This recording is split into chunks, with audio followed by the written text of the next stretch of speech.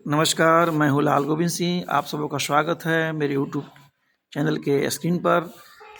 मित्रों, आज के ज़माने में बिहार के अधिकांश वर्गों में यह देखने को मिलता है कि वो लोग बात बात के पीछे बोलते हैं कि मेरे किस्मत में ही गरीबी लिखी हुई है, मैं ईश्वर से मांग कर ही गरीब बनकर आया हूँ, परमात्मा ने मुझे गरीब बना कर ही भेजा है। ऐसे लोगों से मैं बता देना चाहता हूँ कि ये आपकी नासमझी है। आप एक गलत माहौल में जी रहे हैं और अपने मानसिकता को एक गलत रोग से जकड़ लिए हैं, जिसके कारण बात बात के पीछे मैंने अधिकांश लोगों में यह देखने को मिलता है। ग्रामीण क्षेत्र में प्रायः ज़्यादातर लोगों को, महिलाओं में यह बात बात पीछे आती है कि मैं परमात्मा ने, ईश्वर ने मुझे, मालिक ने मुझे गरीब बना कर ही भेजा है, इसलिए मैं लाचार हूँ, बेबस हूँ, मजबूर हूँ, मैं ये काम नहीं कर सकता हूँ। बात बात के पीछे उन लोगों को कहना होता है और यह बीमारी अक्सर देहातों में देखा जाता है। तो मेरे मित्रों, मैं वैसे लोग से कहना चाहूँगा जो लोग यह बात बात के पीछे कहते हैं कि मैं गरीब हूँ, मुझे ऊपर वाले ही गरीब बना के भेजा है, तो फिर अमीर कौन है? अमीर को बताइए कौन अमीर है? मैं बड़े बड़े राजा महाराजाओं को आप कथा सुने होंगे, किताबों में पढ़े होंगे। गौतम बुद्ध महाराजा के बेटे थे, वो वनवास में रहकर महान बने, बड़ा आदमी बने। राणा प्रताप एक राजा का राजकुमार था, राजपूतों का, क्षत्रिय का, वो जंगल में जाकर महाराणा बना।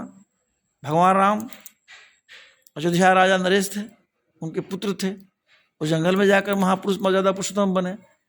तो ये एक जो आपके दिमाग में वहम बना हुआ है, इससे बचने की जरूरत है। दुनिया में कोई भी लोग बड़ा नहीं होते हैं। परमात्मा ने सभी लोगों को यहाँ भेजा है जन्मभूमि पर कर्मभूमि बना करके, और कर्म भूमि को कर्म योद्धा के रूप में स्वीकार करना होगा। अब आप जब योद्धा बनते हैं तो कर्म योद्धा की एक जो यात्रा होती है, जो अनंत दूरी को तय करता है, और उसके बाद जो परिणाम आता है, उस परिणाम पर, उस रिजल्ट पर आपको यह रैंक मिलता है कि आप श्रेष्ठ हैं, मध्यम है, निम्न है। तो मेरे मित्रों, आपको किस्मत पर यह मानकर बैठ नहीं जाना है कि मैं गरीब हूँ। गरीबी को दूर करने के लिए परिश्रम की आवश्यकता होती है। कोई योद्धा को लड़ने के लिए बल की जरूरत पड़ती है, और पूरी मन मुताबिक अपने भीतर के पूरी ताकत को लेकर अगर युद्ध के मैदान में कोई योद्धा लड़ता है तो विजय उसकी ही निश्चितता होती है, विजय उसी के पक्ष में जाता है, विजय के लिए उसको संदेह नहीं होता है। तो मेरे मित्रों, आप सबों को से अपील है कि आज हमारे समाज में, आपके समाज में, इस देश के अनेक राज्यों में, अनेक वर्गों में, अनेक समुदायों में इस तरह का जो वहम है कि मैं गरीब हूँ, मुझे मामूली सी काम करने के लिए परमात्मा भेजा है, और जानबूझकर एक एक घर के अनेकों सदस्य को मैं देखने को मुझे मिलता है कि उन लोग छोटा मोटा काम करते रहते हैं और यह सोचकर करते रहते हैं कि मुझे इसी काम करने के लिए ऊपर वाले ने भेजा है, सर्वशक्तिशाली परमात्मा ने भेजा है।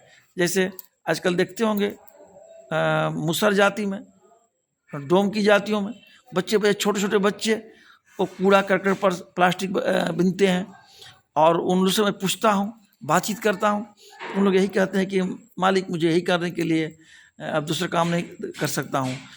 उन लोग को मैं समझाया भी, कहा भी कि सरकार की इतनी सुविधाएं हैं, आपको फ्री पढ़ना है, लिखना है, लेकिन क्या मजाल कि उन पर, उनकी मानसिकता पर, उनकी नीयत पर कोई प्रभाव पहुँचा सकता है। उन लोग इसी बात को मान करके वही काम जो उनके बाप दादाओं ने किया है आज ही करते आ रहे हैं। आप रेलवे प्लेटफार्म के अगल बगल देखते होंगे, वहाँ भी छोटे छोटे नौनिहाल बच्चे जो इस देश के भविष्य हैं, वर्तमान हैं, जो इस देश के कर्णधार हैं, इस पर देश टिका हुआ है। इस तरह न जाने इस देश में हजारों लाखों बच्चे आज भी पुराना काम में लगे हुए हैं, उनके माता पिता के माध्यम से वो काम मजबूरी में कर रहे हैं, और सरकार का ध्यान उधर नहीं जा रहा है। मैं इस माध्यम से, इस न्यूज़ के माध्यम से, इस सोशल मीडिया के माध्यम से सरकार को भी हम चेताना चाहता हूँ कि सरकार की व्यवस्था ऐसी हो जो इस देश के अनेक राज्यों में लाखों हजारों बच्चे जो इस तरह काम करते हों, उनके लिए एक नए तरह से आयोग बना करके उनको एक नई जिंदगी देने का काम किया जाए।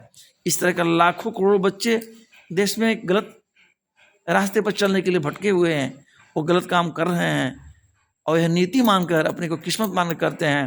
तो पहले हम सरकार से अपील करना चाहूँगा कि सरकार में इस तरह का आयोग बने, वैसे बच्चों को निकाल करके, चाहे अनेक राज्यों के, इस देश के सभी राज्यों के सरकारों से भी, भारत सरकार से भी अपील करना चाहूँगा, उस सारे बच्चों को आयोग के माध्यम से निकाल करके उनके जिंदगी जीने के लिए उत्तम व्यवस्था होनी चाहिए, पढ़ने की उत्तम व्यवस्था होनी चाहिए, इलाज की उत्तम व्यवस्था होनी चाहिए।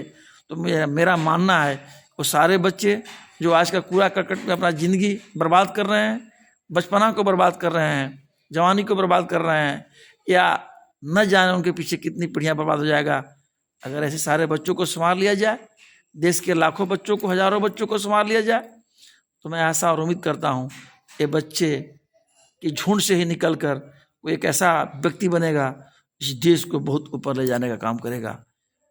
पता नहीं किस बच्चे में क्या भाग्य में लिख कर आया है, क्या उसके किस्मत में लिख कर आया है। हमें उसको पहचानने की ज़रूरत है, ऐसे बच्चे को मुख्य धारा में लाने की ज़रूरत है और अच्छा संस्कार देने की ज़रूरत है, अच्छा शिक्षा देने की ज़रूरत है, उन्हें उच्च विचार, अच्छा समाज देने की ज़रूरत है और इस तरह का पाल पोस कर उन्हें राष्ट्र की सेवा में लगाने की ज़रूरत है।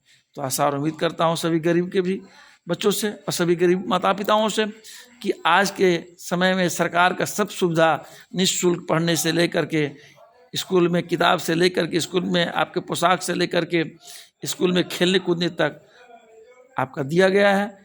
आप लोग मुख्य धारा से जुड़ें, अपने बच्चों को स्कूल भेजने का काम करें और अपने जीवन में इस गरीबी से, जो गरीबी रूपी राक्षस है, इससे निकलकर आत्मनिर्भर होने का काम करें। आशा और उम्मीद करता हूँ कि इस संदेश के माध्यम से इस समाज में रह रहे, इस देश और राज्यों में रह रहे लाखों हजारों बच्चे को जीवन को सुधारने का अवसर मिले और आप जीवन को सुधार कर मुख्य धारा में आए और आगे बढ़ने का प्रयास करें। गरीबी को अपना नियति न मान करके, गरीबी को अपनी किस्मत न मान करके, गरीबी को अपने भाग न मान करके इससे लड़ने की आवश्यकता है। इससे लड़कर उसको परास्त करें और आप जीवन में आगे बढ़ें। आशा और उम्मीद करते हैं कि इसी हजारों लाखों बच्चों के कंधों पर ये देश फिर एक दिन आएगी और यही देश को बहुत ऊपर ले जाने का काम करेंगे। इसी आशा और उम्मीदों के साथ निकट भविष्य में मैं देखना चाहूँगा वो लाखों हजारों बच्चे पढ़ाई के माध्यम से, शिक्षा के माध्यम से मुख्य धारा से जुड़े और सरकार का ही प्रयास हो। इसी आशा और उम्मीदों के साथ हम पुनः आप सबको शुक्रिया, धन्यवाद।